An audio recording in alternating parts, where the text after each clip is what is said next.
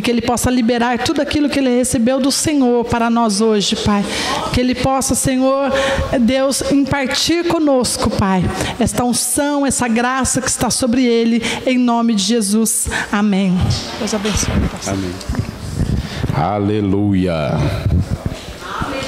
Dá um sorriso aí pro irmão que está aí do seu lado. Diga para ele assim: o Senhor é bom e eterna é a sua bondade. Amém? Eu estou me sentindo em casa, né? Até porque eu conheço alguns e porque eu estou em cima de um tapete igualzinho o tapete da minha sala. Então eu estou me sentindo em casa mesmo. O meu tapete é igualzinho esse aqui.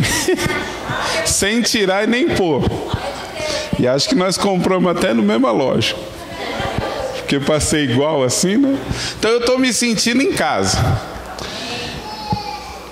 Eu quero meditar com você em cima de uma palavra que está lá em Hebreus, capítulo de número 12, verso de número 24.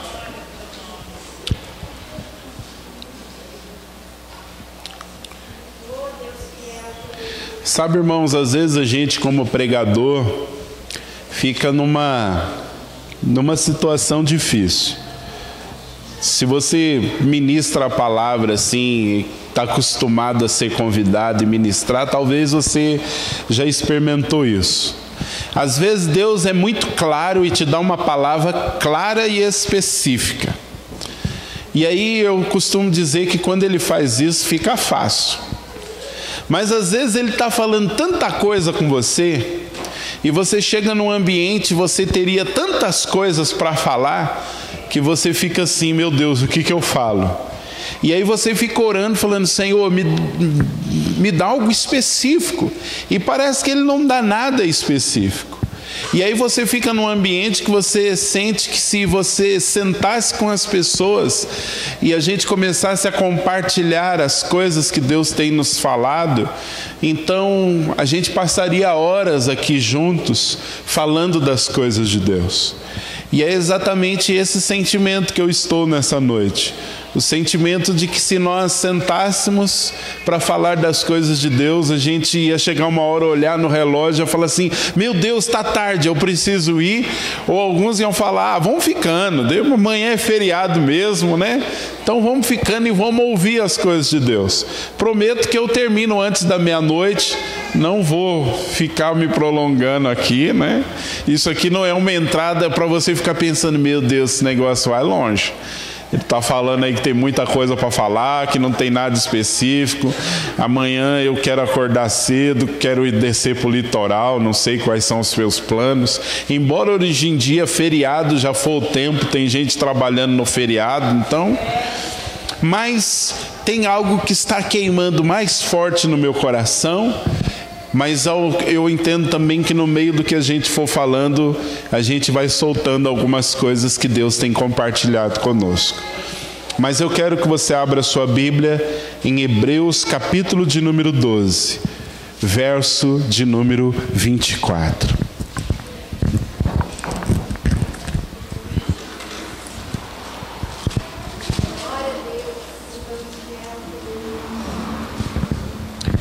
Amém? Já abriu aí? Hebreus 12, 24 diz assim: e a Jesus, mediador de uma nova aliança, e ao sangue da aspersão, que fala melhor do que o de Abel. Amém? É isso que está na sua Bíblia? E a Jesus, mediador de uma nova aliança, e ao sangue da aspersão, que fala melhor do que o de Abel. Esse versículo eu decorei, irmãos, depois que nós ficamos lá no Libertador de Israel do Boa Vista, ministrando quase um ano, só nesse versículo. Chegava nos cultos de domingo, o povo já abria a Bíblia. Hebreus 12, 24. E cada final de semana era um desafio. O que vai sair de um versículo? Mas a Bíblia é viva, porque é a palavra de Deus. E cada domingo, Deus ia nos dando algo sobre esse versículo. Mas eu não sei se você prestou atenção, o autor de Hebreus está dizendo que o sangue de Jesus fala. E ele vai dizer no verso 25 que nós não podemos rejeitar essa voz do sangue que fala. Você já parou para meditar que o sangue de Jesus fala? E que nós temos que ouvir o que o sangue de Jesus tem a nos dizer? Irmãos, hoje eu fui no mercado e eu vi uma correria, o povo comprando bacalhau, né? Eu vi gente pegando um pedaço de bacalhau de R$100 e poucos. Você vê gente comprando ovo de Páscoa de R$80. Ontem eu passei de relance assim na televisão e estava passando o programa do Gugu, exatamente na hora que estava mostrando o ovo de Páscoa mais caro do Brasil, R$4.600 o ovo de Páscoa. E foi perguntado para a moça: vocês vendem esse osso? Ela falou: vende, e vende bem.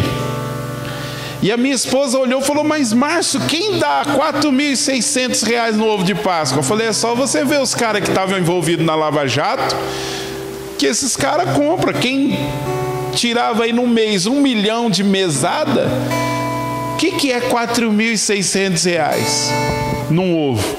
Talvez você pensasse assim: cara, R$4.600 é quase meio ano de trabalho meu.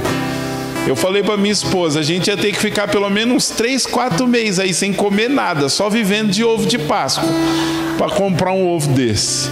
Mas tinha ovo de 860, se você não tem de 4.000, tinha de 800. Tinha também de 400. Mas você vê que nesse final de semana as pessoas estão correndo de um lado para o outro, atrás de ovo de chocolate e atrás de peixe. As peixarias estão fechando mais tarde, gente está pondo barraca de peixe no meio da rua para vender peixe. Nós estávamos vindo, o profeta Otávio até falou: comprar peixe durante o dia já é perigoso, que de lá comprar peixe à noite. Falei: à noite, filho, nego enfia tudo que é tranqueira que sobrou no dia no meio do saco, né? Então o cara compra 5 peixes bons e 4 ruins, mas já foi mesmo, já era, né? Mas se nós cristãos entrarmos nessa correria, a gente vai perder o verdadeiro sentido desse final de semana. Esse final de semana tem um propósito de nos lembrar que nós somos cristãos porque alguém morreu no nosso lugar. E a Bíblia diz que o sangue de Jesus fala. E se eu pudesse dizer algo para você nesse final de semana, eu poderia dizer para você assim: não fique preocupado se você vai ter dinheiro ou não para comprar um ovo de chocolate, se amanhã você vai comprar 1 quilo de bacalhau, ou vai comprar pescada, ou não sei o peixe que você estava pensando em comprar. E se você também não vai comprar nada e está falando: poxa, eu queria tanto e não tem, não fica preocupado com isso. Porque esse final de semana não é esse o propósito. Não é ovo de chocolate nem peixe. Mas eu acredito que o maior propósito desse final de semana é termos um tempo para ouvir o que o sangue de Jesus tem a nos dizer. E esse versículo diz que o sangue de Jesus, ele fala. Então eu quero que você olhe para o seu irmão e diga assim: ouça o que o sangue de Jesus tem a te dizer nessa noite. Amém? Agora, irmãos, diz o versículo que o sangue de Jesus fala melhor, fala de uma forma mais firme, algumas versões vão dizer, do que o sangue de Abel. Abel é aquele Abel que foi morto pelo seu irmão, e cujo sangue Deus diz que clamava da terra. O sangue de Abel clama e clamava por vingança. Era um sangue de um inocente que foi morto por causa da inveja do seu irmão. E Deus diz que ouvia aquele sangue desde a terra, clamando por justiça. E a Bíblia diz que era um sangue que falava, mas o autor de Hebreus vai dizer, olha, se o sangue de Abel falava, agora tem um sangue que fala, e ele fala de uma forma melhor e muito mais forte. Por quê? Porque o sangue de Abel fala de um justo morrendo por inveja, mas o sangue de Jesus fala de um justo morrendo pelos injustos. O sangue de Abel clama por vingança, o sangue de Jesus clama por perdão e misericórdia. O sangue de Jesus, o sangue de Abel, clama por justiça, que aquele que o feriu seja punido. Mas o sangue de Jesus clama por justificação, por aqueles que o feriram sejam justificados. E a gente poderia falar muitas coisas aqui, mas quando eu vejo esse versículo nesse contexto de final de semana de Páscoa, nesse contexto de passar filmes de Jesus na televisão, de você ver as pessoas indo para o teatro para ver uma peça acerca da morte de Jesus, eu preciso ver que o sangue de Jesus nos fala que um dia Deus se fez carne. Olha para o seu irmão e fala para ele assim, um dia Deus se fez carne. Você consegue imaginar que um dia o Criador de todas as coisas, aquele cuja palavra sustenta todas as coisas, como João 1:1 diz, no princípio era o Verbo, e o Verbo era Deus, e o Verbo estava com Deus. Esse Deus eterno, um dia se fez carne e osso como eu e você, e andou pelas ruas de Jerusalém, andou pela nação de Israel. Deixa eu fazer uma pergunta, alguém daqui já foi para Israel? Então eu vou te lançar uma palavra. Quando você for para Israel, você estava tão impactado assim que você não entendeu. Quando você for para Israel, se prepara, porque você vai chorar muito e você vai ficar impactado, porque você vai pisar em lugares que você vai pensar, o meu Senhor pisou aqui, o meu Senhor sentou aqui. Irmãos, quando eu fui e nós estávamos no Getsemane, pensa num lugar que eu chorei. Eu fiquei olhando uma oliveira e o guia disse assim, olha, essa oliveira tem mais de 2000 anos. Sabe qual era a minha vontade? Era abraçar a oliveira e falar assim, fala como ele era. Conta para mim, porque você viu. Irmãos, eu ficava olhando a oliveira e pensando assim, cara, essa oliveira sentiu a presença do Criador de todas as coisas andando aqui. Quando a gente subiu escadarias, que o guia falou, olha, Jesus sentava aqui para ensinar as pessoas, vem um filme na sua mente. Eu ficava pensando, cara, ele sentado aqui num degrauzinho, e as pessoas assim, como nós estamos aqui nessa noite, ele ensinando. Era Deus homem na terra ensinando os homens.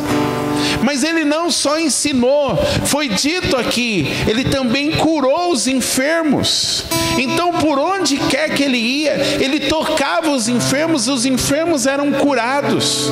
Eu estou lendo o livro de Mateus e eu fiquei impressionado com as vezes que aparece que Jesus curou a todos. Todos os enfermos que chegavam diante dele, ele curava todo mundo de qualquer tipo de doença, irmãos. Não tinha doença que resistia diante dele. E ele curou cegos, coxos, mancos, expulsou demônios, lunáticos. E ele também parou velórios, enterros. Eu ouvi um pregador dizer que nenhum enterro que passou diante de Jesus chegou ao fim. Leia os enterros que Jesus esteve diante para você ver. Todo morto ressuscitou. E o único morto que foi enterrado, ele também ressuscitou quando chegou lá, que foi Lázaro. Não havia impossíveis para ele, porque ele era Deus feito homem. Mas eu vou dizer uma coisa para você: os milagres que ele fez, ele não fez como Deus, ele fez como homem. O homem que tinha plena comunhão com Deus. Mas isso é uma outra história. Mas entenda, Atos vai dizer que Jesus andou fazendo o bem por onde quer que ele ia e libertando os oprimidos do diabo. 1 João vai dizer que ele veio para desfazer as obras do diabo.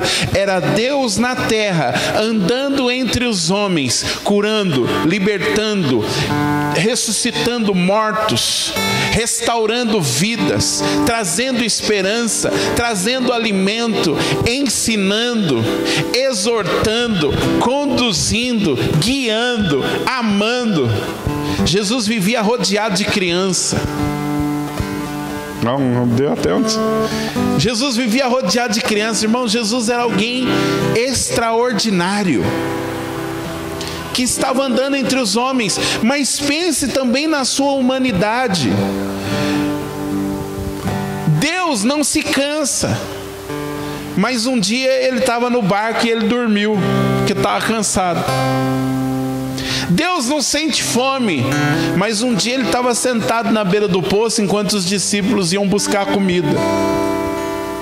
Deus não se entristece, mas um dia ele chorou diante do túmulo do amigo e chorou olhando para Jerusalém. Deus se fez carne e sentiu coisas que ele, como Deus, não poderia sentir. Empoeirou os pés, sentou com gente complicada, amigos de publicanos e pecadores. Vivia na casa de gente que estava chapando coco de cachaça. Vivia na casa de gente que a pessoa olhava e falava assim: se ele soubesse quem é essa mulher aí, se ele fosse profeta mesmo, se ele fosse quem ele diz que é, ele não ia deixar essa mulher chegar perto. Ele teve os pés lavados por uma mulher de má reputação. Chamaram ele de endemoniado, chamaram ele de beberrão. Ele mesmo disse: João Batista veio, não comia, não bebia, diziam: eis aí um endemoniado. Veio o Filho do Homem comendo e bebendo, diz aí: eis um beberrão, amigo de publicanos e pecadores. Ele era Deus homem no meio dos povos para fazer o bem. Olha para o irmão que está aí do seu lado, diga para ele assim: Deus se fez carne e andou entre nós. Isso é um mistério glorioso, irmãos. Imagine que você um dia olhasse para um formigueiro, visse aquelas formiguinhas lá e tivesse poder para se transformar numa formiga e viver entre elas. Foi isso que Deus fez. Foi isso que Deus fez. Deus olhou para o formigueiro chamado humanidade e, tendo poder, ele se fez uma formiguinha como nós. E ele andou entre nós para abençoar essas formiguinhas e para ensinar o caminho da vida, para salvar. Ele mesmo disse: eu não vim condenar, eu vim salvar o que se havia perdido. Ele amou as multidões, ele teve compaixão. Vários momentos diz que ele olhou para as multidões como quem olha, um pastor que olha e vê que as multidões não tinham um pastor sobre elas. Viu como ovelhas desgarradas e se compadeceu e curou todos os enfermos e amou intensamente. Mas o que os homens fizeram? Os homens invejaram, os homens mancomunaram contra ele. E um dia Ele está extremamente angustiado. Jesus está extremamente angustiado, sabendo que o seu dia está chegando. Então ele está lá no Getsêmani com 3 dos seus discípulos. Ele ora e fala: Pai, se for possível, passa de mim esse cálice, mas que não seja feita a minha, mas seja feita a tua vontade. Na hora que ele mais precisou de amigos, quando ele voltou para os amigos estavam dormindo. E ele falou: gente, vocês não puderam ficar 1 hora comigo? Daqui a pouco, um daqueles que eram do grupo chega com um grupo de soldados, dá um beijo no rosto dele, e ele é preso, espancado. Os discípulos se dispersam. Um dos discípulos o nega 3 vezes. Ele é levado de julgamento a julgamento, como uma ovelha muda. Não rebate ninguém, não critica ninguém. É condenado a tomar chibatadas, e ali ele é amarrado e começa uma sessão de tortura. Começam a espancá-lo com um chicote chamado azorrague.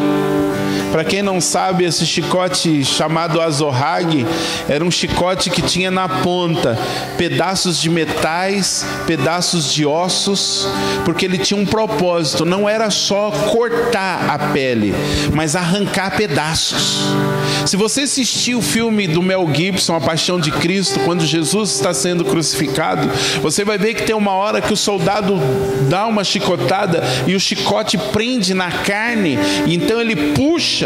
Era aquilo mesmo, o azorrague fazia isso. Então Jesus não só apanhou como alguém apanha de cinta, ele apanhou, mas teve as suas costas dilaceradas. Não só as suas costas, irmãos, aquele chicote aonde pegou fez estrago. Tanto é que Isaías vai dizer: nós olhávamos para ele e ele nem parecia um ser humano. É isso que diz Isaías 52, 53, que ele não tinha formosura. E nesse momento do sacrifício, nesse momento em que ele é chicoteado, nesse momento que ele vai para a cruz, ele nem parecia um ser humano de tão desfigurado que ele estava. Mas quando ele está ali preso ao madeiro, com um prego socado nas mãos ou nos pulsos, há muita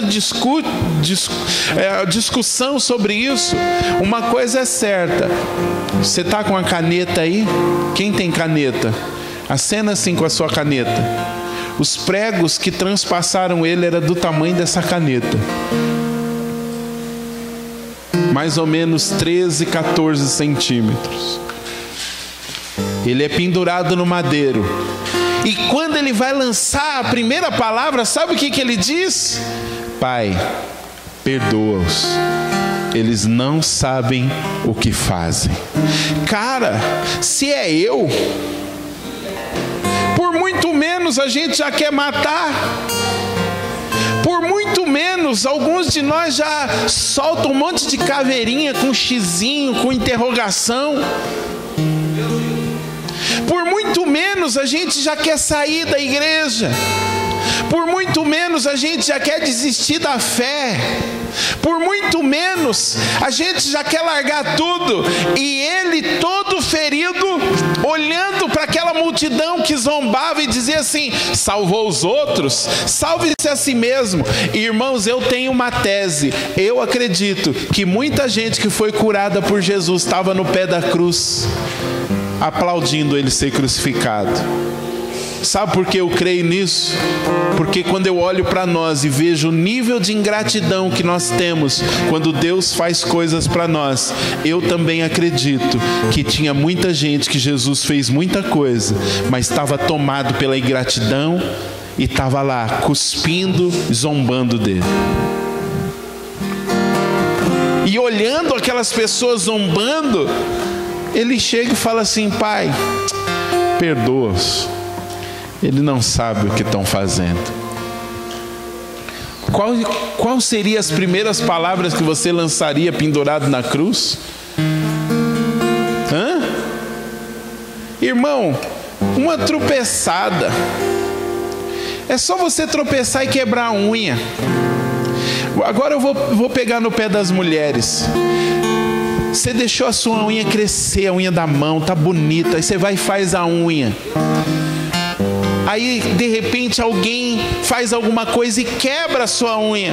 Você já tem vontade de matar.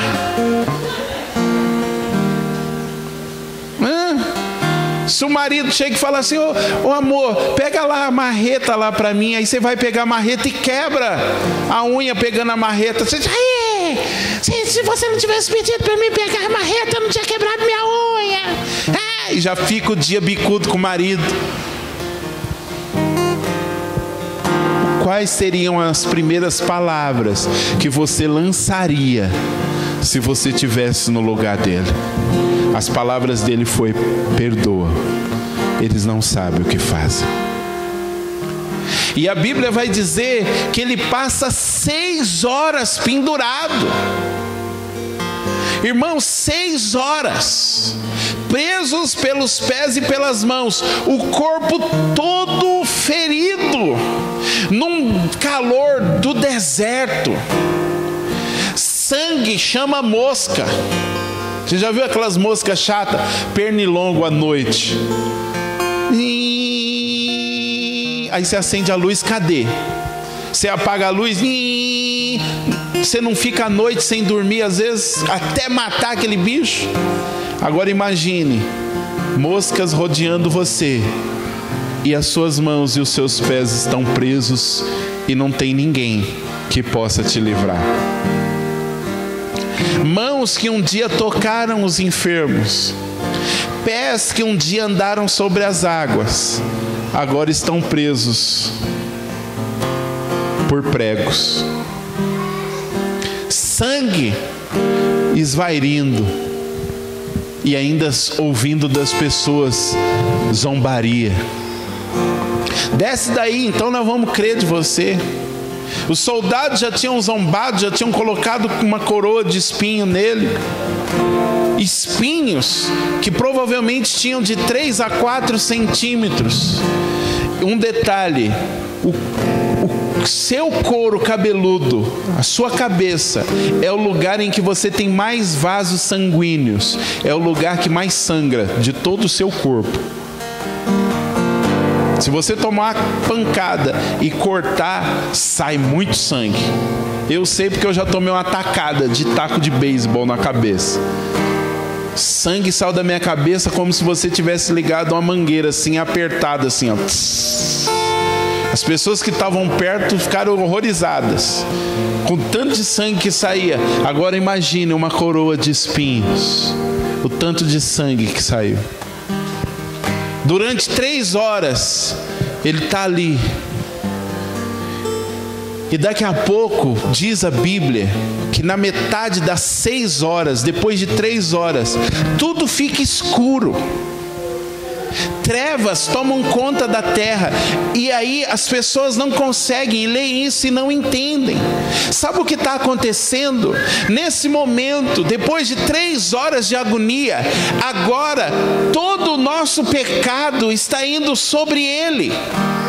Agora não só o nosso, todo o pecado da humanidade. Irmãos, se Jesus demorar 3.000 anos para voltar, todas as gerações que vão ter daqui 3.000 anos, ele levou sobre si esses pecados. Mas ele não levou só os pecados, diz que ele também levou todas as enfermidades.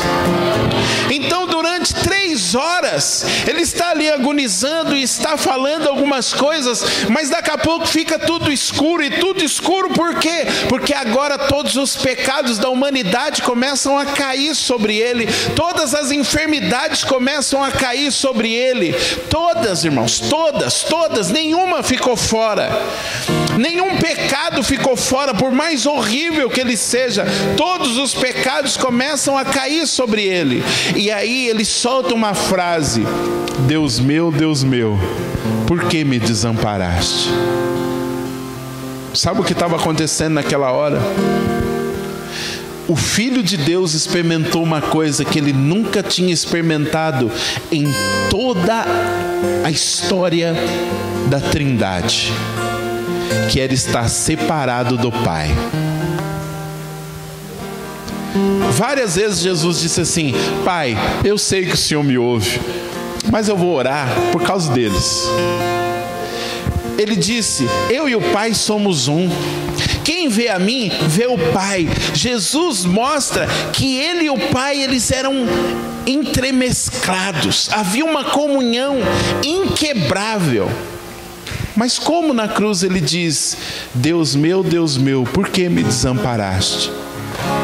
Porque ali ele experimentou o que o pecado faz com o homem e Deus. Separa o homem. Então ele dá aquele grito, e é um grito de agonia, porque o sol da presença do Pai já não está brilhando mais para o Filho. E ele experimenta algo que ele nunca experimentou: está separado do Pai. E sabe por que ele experimentou a separação? Para que hoje eu e você pudéssemos ter comunhão com o Pai. Em dado momento, ele diz: eu tenho sede. E os soldados querem dar para ele uma mistura, que na verdade era uma mistura de algo que era para entorpecer ele, para ele não sentir tantas dores, mas ele rejeita. Irmãos, nós sempre estamos buscando alívio para as nossas dores, mas ele, quando foi oferecido, ele não aceitou alívio, porque ele falou: eu preciso também levar as dores deles. Ele não experimentou alívio para que hoje eu e você tivéssemos alívio. Quem sabe um dia nós vamos vir aqui e eu quero ministrar para vocês as 7 frases que Jesus lançou na cruz. Você vai ficar impactado. Mas em determinado momento, ele dá um brado e diz assim: está consumado. Pai, em tuas mãos eu entrego o meu espírito. E reclina a cabeça.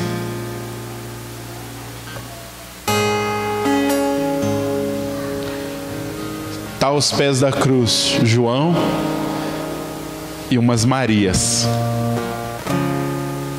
olhando para um corpo sem vida. Os soldados ainda vão verificar se ele está vivo, e aí furam o lado dele, e o resto de sangue e água que havia no corpo termina de sair. Sabe por quê? Porque ele tinha que derramar todo o sangue por nós. Uma vez, eu vou contar 2 experiências que eu tive. Uma vez eu tive um sonho, e eu olhava numa montanha, e eu via lá no alto uma cruz. E eu começava a subir aquela montanha e ia me aproximando da cruz. E quando eu olhava naquela cruz, eu percebia que ela tinha furos, exatamente nos lugares onde as mãos e os pés dele ficaram presos. E eu via que sangue vertia daqueles furos. Então, quando eu virava as costas para a cruz e olhava, era como se fosse um vale, e aquele sangue ia descendo, ia como um filete que ia descendo aquela montanha, e daqui a pouco se transformava num rio, e daqui a pouco aquele rio tomava todo o vale e enchia, irmãos. E naquele momento eu falava assim: Deus, o que isso significa? E no sonho eu ouvia o Espírito Santo dizer assim: o sangue ainda continua vertendo, e ele é como um rio, e esse sangue vai encher toda a terra e vai perdoar todos os pecados.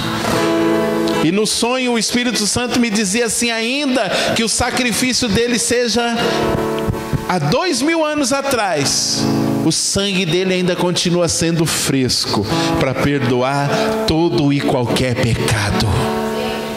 Aleluia! Nessa noite não há pecados que ele não possa perdoar. Não há pecador arrependido que ele não possa aceitar, porque o sangue dele ainda continua vertendo daquela cruz, e o sangue dele está sobre nós nessa noite, nos purificando de todo o pecado. E eu quero declarar que esta casa será uma casa onde nunca faltará o sangue do Cordeiro para aceitar todo e qualquer pecador que entrar por aquelas portas. Aleluia. Mas um dia eu estava orando e meditando acerca disso que eu estou falando para vocês, e aí o Espírito Santo me deu uma visão. Eu vi a cruz e vi um homem crucificado. Eu não conseguia ver o rosto, eu só vi a silhueta de um homem. Mas então o Espírito Santo me aproximou da cruz e eu conseguia ver as gotas de sangue caindo daquele homem. E eu comecei a chorar e eu falar: Deus, mas como o Senhor suportou tudo isso? Por que o Senhor suportou todo esse sofrimento por pessoas como eu, por pessoas como tanta gente, pessoas falhas, pessoas difíceis, pessoas ingratas, pessoas que viram as costas para o Senhor, pessoas que não agradecem, pessoas que zombam, pessoas que usam a fé para seus benefícios próprios. Por quê? Por quê? E aí eu comecei a ver aquelas gotas de sangue como se elas fossem caindo em câmera lenta. E o Espírito Santo falou para mim: presta atenção nas gotas. E sabe o que eu vi? Que cada gota se transformava no rosto de uma pessoa. E aí o Espírito Santo falou para mim: olha para baixo. E quando eu olhei para baixo, havia uma poça de sangue.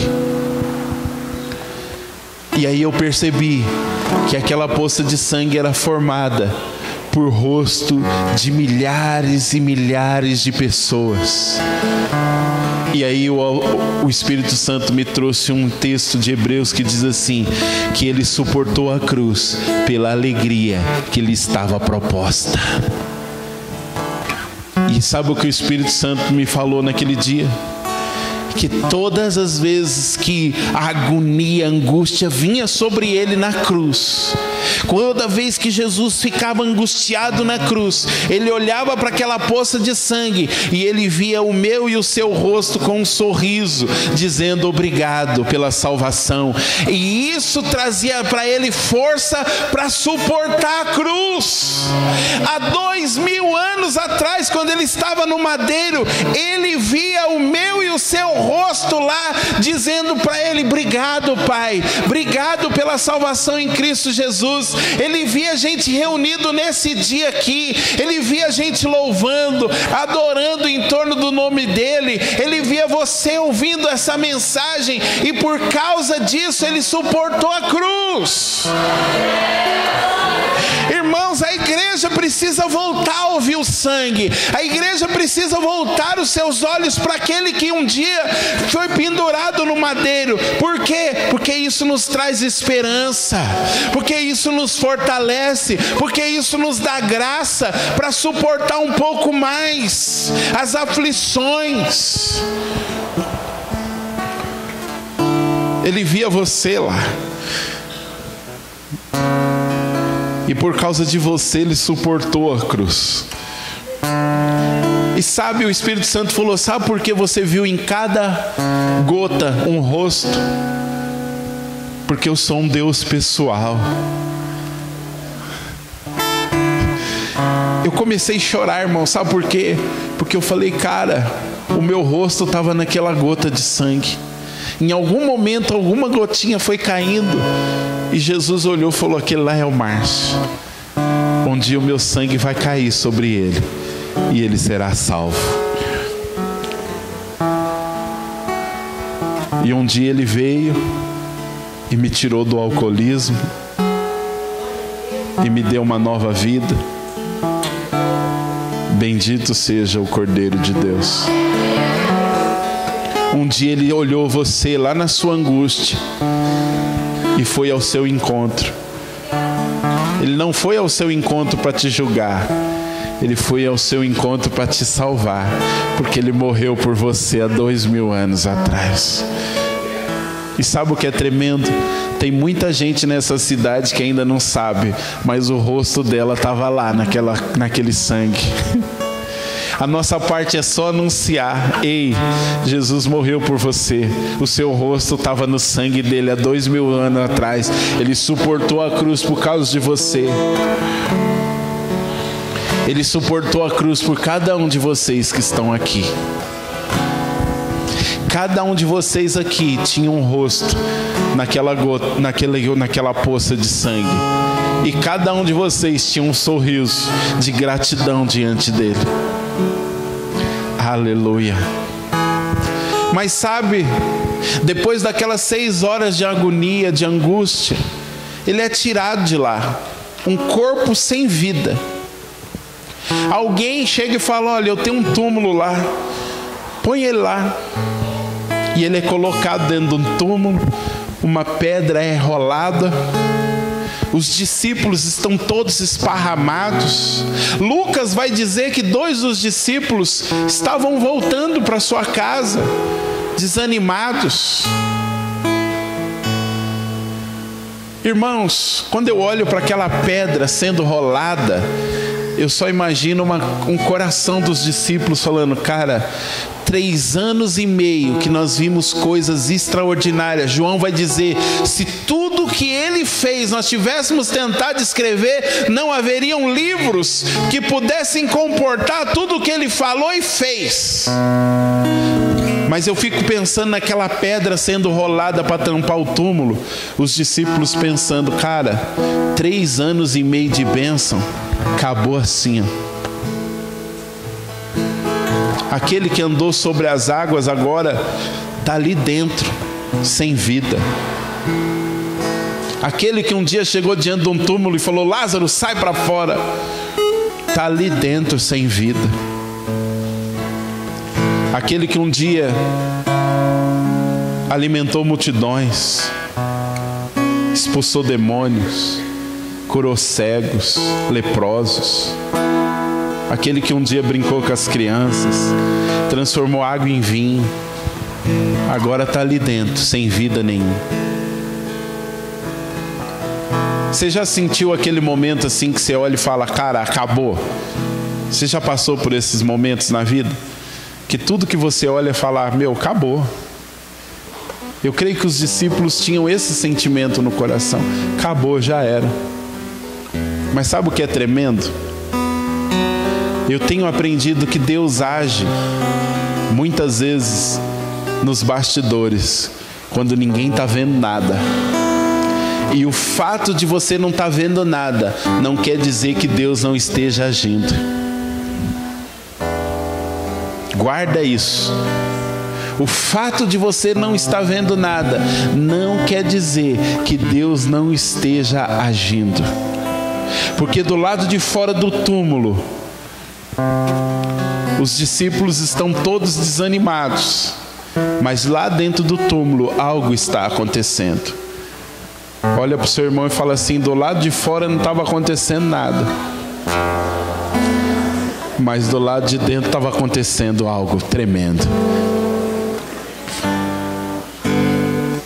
O que estava acontecendo dentro do túmulo? A Bíblia diz que ele desceu nas profundezas da terra. E desceu para quê? Para levar cativo o cativeiro. Sabe o que isso quer dizer? Ele desceu às profundezas mais profundas para tomar das mãos do diabo, dos demônios, todo grilhão, toda corrente que nos acorrentava, e levar isso embora. Mas não só isso. O livro de Apocalipse vai dizer que agora a chave do inferno está na mão dele, porque ele foi lá tomar a chave da mão do Satanás. Eu gosto de brincar que hoje o diabo nem dono da própria casa ele é, porque nem a chave da casa dele ele tem, porque a chave da casa dele está na mão de Jesus. Mas ele também foi tomar a chave da morte.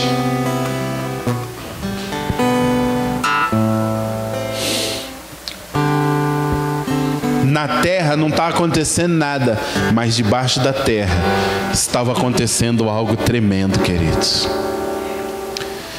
Eu fico pensando, sabe, no inferno celebrando a morte de Jesus. Porque pensa, aquele que Deus diz que era o Filho está lá dentro de uma cova. O inferno deveria estar celebrando demais. Olha para o seu irmão e fala assim: lá no inferno tem porta. Porque Jesus falou que as portas do inferno não prevalecerão contra a igreja. Então no inferno tem porta.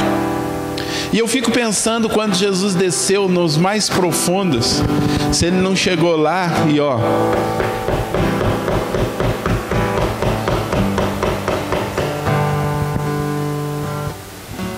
e aí de repente aquele ralabucho no inferno, os capeta tudo dançando, aquele negócio todo, os capetados tudo encapetado, endemoniado. E aí ouve de novo. E aí Satanás chega e fala: olha, por favor, abre lá aquela porta lá, que deve ser o demônio do atraso. Mais uma vez atrasado.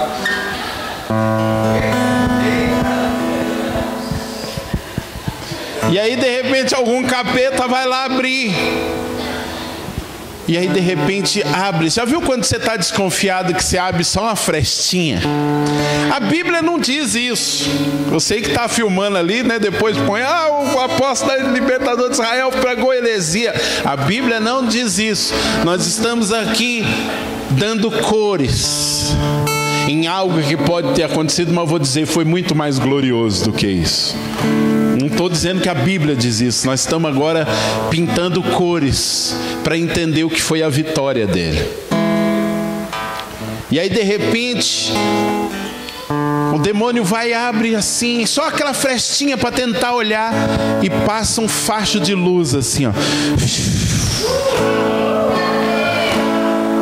E aí o diabo olha, o demônio olha e fala: cara, tem alguma coisa estranha, porque aqui é trevas, e nas trevas não há luz, e o que está do outro lado é luz. E aí de repente, quando ele se vira para falar, gente, o negócio vai estreitar. A porta cai. E aí quem é que está ali na porta de pé? O leão da tribo de Judá, a raiz de Davi, o Pai da eternidade, o príncipe da paz, o Rei da glória. E aí eu fico pensando, ele entrando nas densas trevas, e conforme ele vai entrando, cheio da sua glória, todos aqueles demônios vão caindo aos pés dele, sem conseguir resistir à sua glória.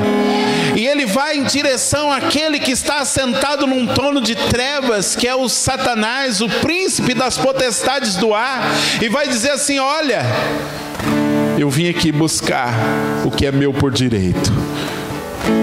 Me dá aqui a chave da sua casa, e me dá aqui a chave da morte. Me dá aqui todo o cativeiro que prendia os bilhões de seres humanos que você tinha controle, porque eu paguei o preço. Eu morri na cruz, derramei o meu sangue para justificá-los. Agora todo aquele que crê em mim não vai ter mais condenação, e você não vai ter mais poder sobre eles. Me dá aqui o cativeiro deles. Mas o próprio Satanás não consegue ficar de pé diante dele. O próprio Satanás já caiu também, e está no chão estribuchando, e ele já está aqui pegando. E aí eu acho que Satanás se lembra da profecia lá de Gênesis 3, quando Deus disse assim: virá alguém da linhagem da mulher que vai esmagar a cabeça da serpente. E eu acho que ele ficou pensando assim: cara, chegou o dia, minha cabeça vai ser esmagada. Mas eu tenho uma notícia para você: Jesus só levantou o pé, e o pé que ele levantou, João viu. João diz que o pé deles são como bronze reluzente. Então ele só levantou o pé, falou: não vai ser eu que vou esmagar. Paulo entendeu isso.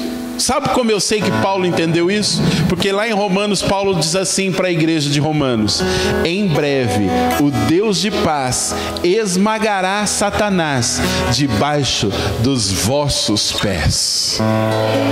Sabe por que Jesus não esmagou a cabeça dele ali? Porque Jesus falou: não vai ser eu que vou esmagar, vai ser o meu povo que vai te esmagar. Vai ser aqueles que um dia você levou cativo. Vai ser aqueles que um dia você fez sofrer, você fez penar. São eles que vão esmagar a sua cabeça. É nós que somos chamados a esmagar a cabeça da serpente.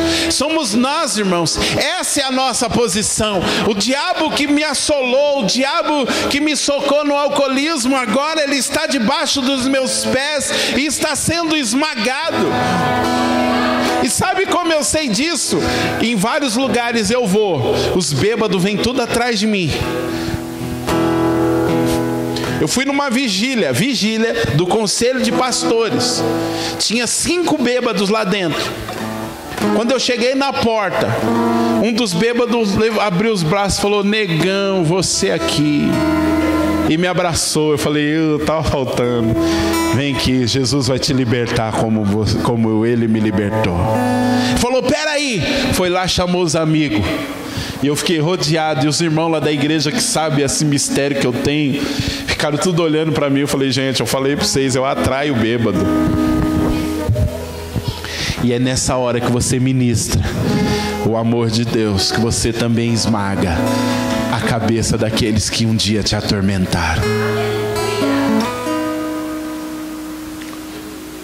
Olha para o seu pé. Olha para o seu pé.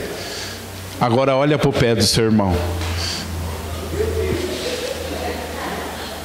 Fala para ele assim: é eu e você que vamos esmagar a cabeça de Satanás.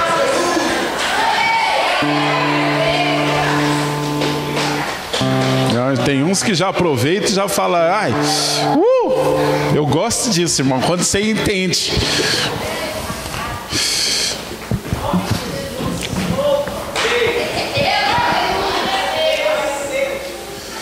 Mas eu quero que você olhe para o seu irmão e diga para ele assim: isso aí foi um rebuliço lá no inferno. Agora, irmãos, terceiro dia, os discípulos estão todos desanimados. Os discípulos estão lá sem saber nada. Daqui a pouco chega uma mulher correndo e fala assim: ei, gente, eu tenho uma notícia para vocês. Que notícia? Olha, eu fui lá no túmulo e a pedra foi removida. E tem mais. Ele não está lá dentro, não. Diz um dos evangelhos que os discípulos saem correndo. Pedro e João vão correndo para o túmulo. E tem um que corre mais para chegar primeiro. E quando chega lá, está vazio o túmulo. Depois ele aparece para os discípulos. Fala: ei, sou eu. Quer tocar? Toca. Mas eu fico pensando no céu. O que será que no céu estava acontecendo quando Jesus estava dentro do túmulo?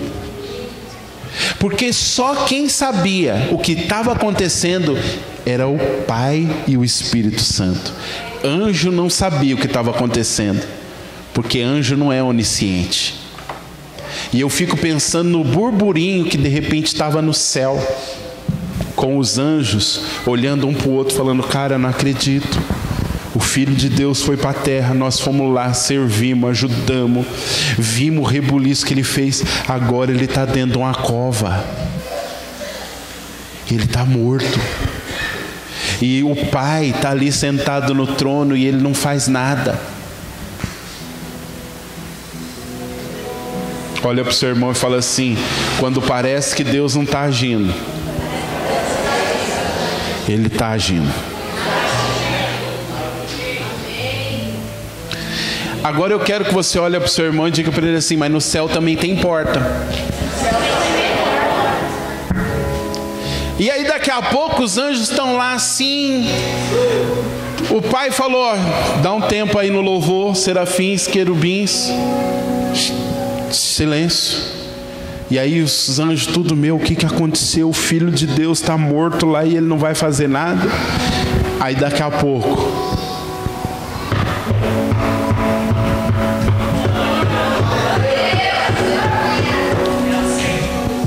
Miguel olha para o trono, o Pai fala: manda alguém lá abrir. Miguel pega um anjo e fala: ó, vai lá abrir a porta, os portões celestiais. E aquele anjo vai lá e faz a mesma coisa que o demônio fez, só abre uma frestinha e passa aquele facho de luz assim. Só que agora é diferente. O anjo olha, de repente o olho enche de lágrima. Estou falando, não está na Bíblia. Estamos aqui pintando com cores humanas para a gente entender.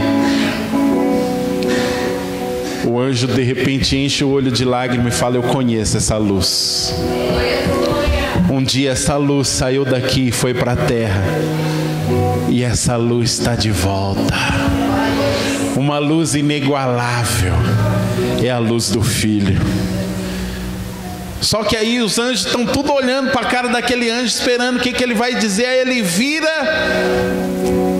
e fala: gente,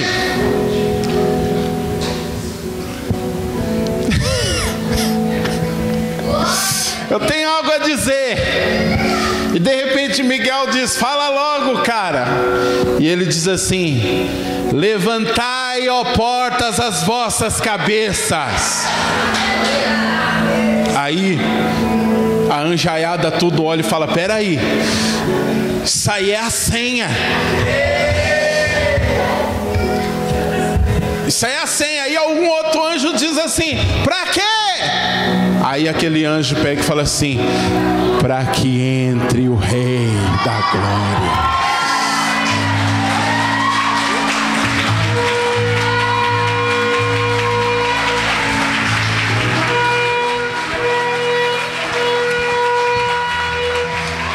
Calma. Aí algum outro anjo lá no cantinho do céu grita assim: e quem é esse Rei da Glória? Aí os anjos todos juntos gritam: o Senhor dos exércitos, Deus forte e poderoso, esse é o Rei da Glória. Segura. Aí aquelas portas vão se abrindo.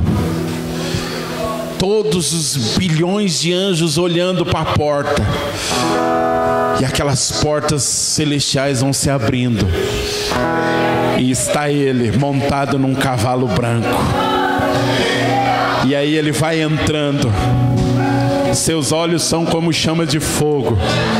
Seu cabelo é branco como a neve. Da sua boca sai uma espada afiada. Na sua coxa está escrito: Rei dos Reis e Senhor dos Senhores. Ele vem com um manto salpicado de sangue. Mas espera aí, ele não vem sozinho. Sabia que ele não entrou sozinho? O autor de Colossenses, Paulo, vai dizer assim, que lá na cruz ele despojou os principados e potestades e os expôs publicamente.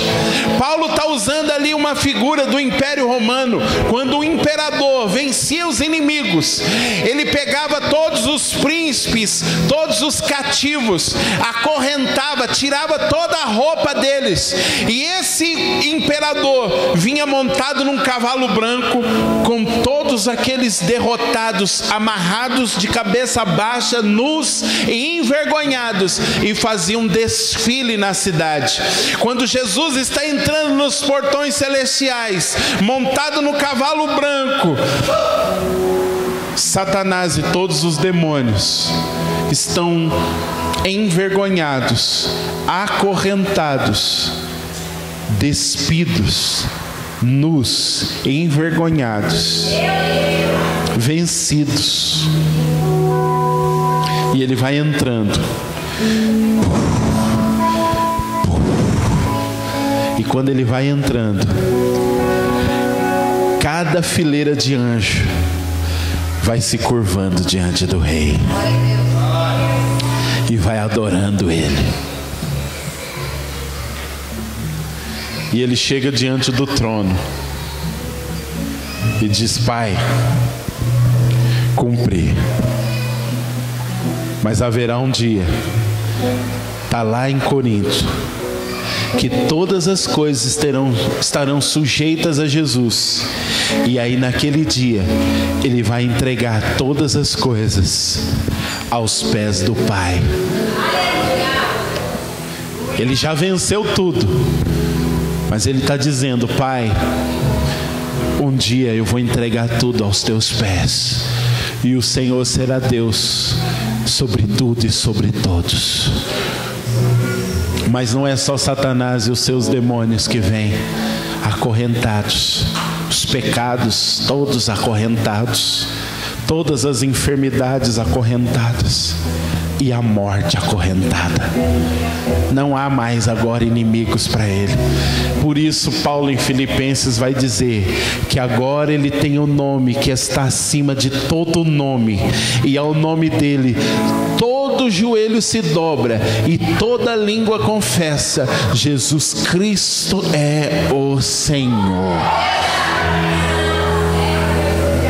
E aí sabe o que o Senhor faz? O pai chega e diz: senta aqui do meu lado, filho. E aí você acha que o que virou o céu depois disso, irmão? Sabe, irmão, às vezes eu fico vendo os nossos cultos, um povo com uma preguiça de louvar, de adorar. Irmão, sabe o que deveria ser nossos cultos? A gente tinha que quebrar tudo. Tinha que parar a polícia aqui e falar: cara, o que vocês estão fazendo? Nós estamos quebrando tudo. Não, mas não pode. Não pode sim, nós estamos quebrando tudo, porque nós estamos celebrando a vitória do nosso rei. Tinha que ter gente parando aqui na porta falando: não, vou descer, porque, cara, que ânimo é esse? Que povo é esse? Que alegria é essa? E aí você pudesse dizer: isso aqui é a alegria da salvação. Um dia eu estava morto e ele me ressuscitou. É por isso que eu estou alegre. Por isso, irmãos, para nós, Páscoa não é ovo de chocolate, Páscoa não é bacalhau, Páscoa é para nós um tempo de ouvirmos o sangue. E quando nós ouvimos o sangue, nós ouvimos o que? Deus se fez carne, andou entre nós, morreu, ressuscitou ao terceiro dia, venceu a morte, o diabo, o pecado e as enfermidades. Hoje está sentado à destra de Deus nas alturas, enviou o seu Espírito para agora habitar em nós, e em breve voltará com os seus milhares e milhares de anjos para reinar entre os homens. E naquele dia não haverá mais lágrima, morte, choro e nada, porque o Senhor reinará eternamente.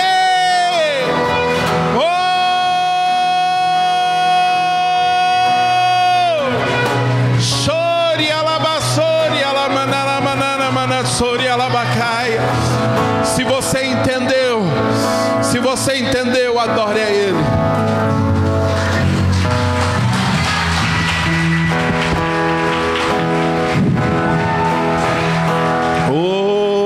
Xandará, Surebanara, Manassuri, Manai.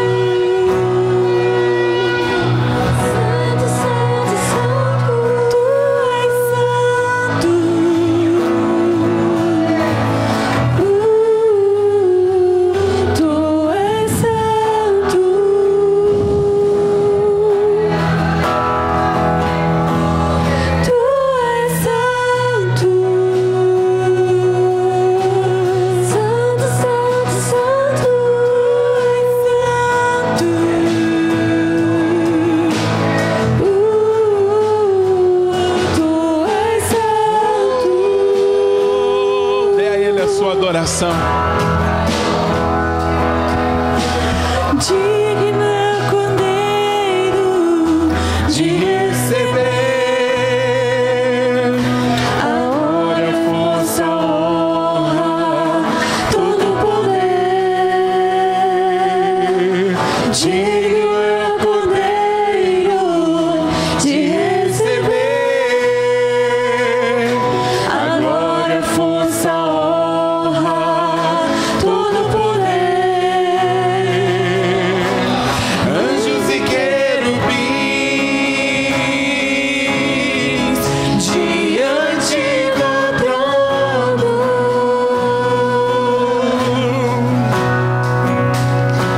e uma nuvem de glória,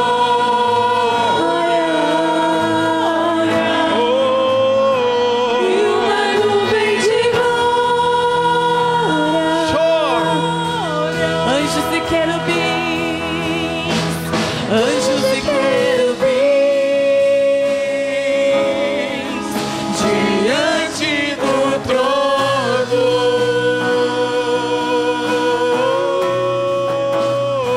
e uma nuvem de glória,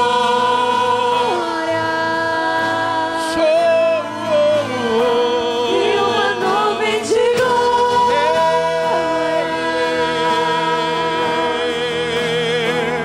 Tu és santo, santo, santo, santo. Tu és santo.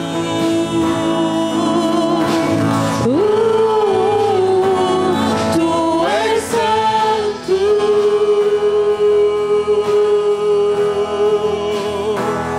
Tu és santo.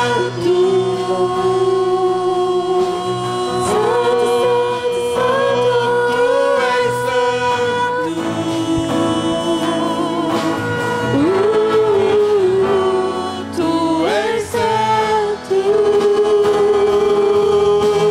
Anjos e querubins, anjos e querubins. Toda enfermidade aqui se curve diante do nome de Jesus. Toda e qualquer doença se curve agora diante de Jesus. Toda enfermidade nesse ambiente se curve agora e sai agora no nome de Jesus. Em nome de Jesus. Toda opressão demoníaca sai agora em nome de Jesus. Toda opressão na sua casa, na sua família, sai agora em nome de Jesus. Em nome de Jesus.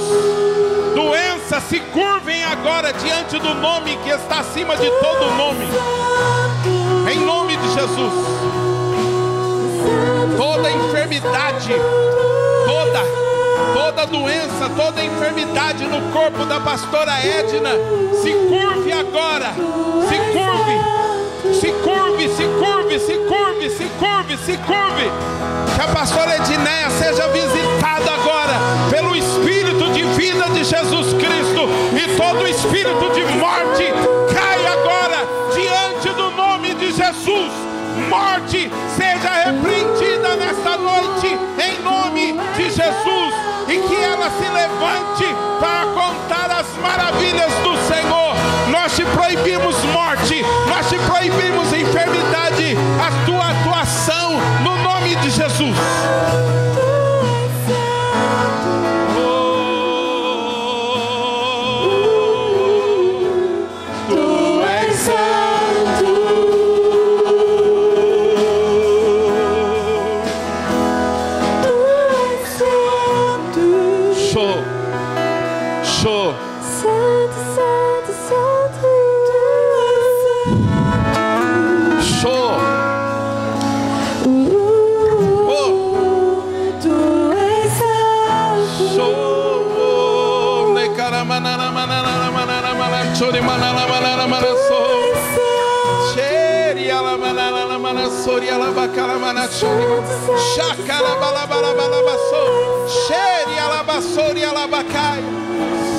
Oh, o Espírito de vida de Jesus Cristo, o mesmo Espírito que ressuscitou Jesus Cristo dentre os mortos, que é o Espírito que agora em nós opera. Todas as enfermidades aqui sejam destruídas em nome de Jesus. Nós pisamos os inimigos da igreja em nome de Jesus.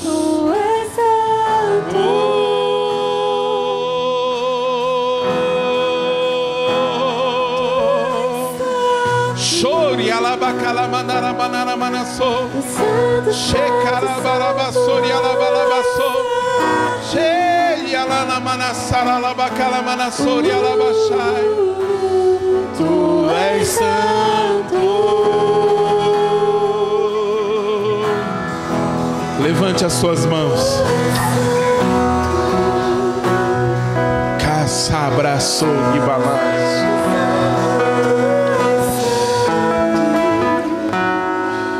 Nós vencemos porque Ele venceu. Nós vencemos porque Ele venceu. Nós vencemos porque Ele venceu. Você vence porque Ele venceu.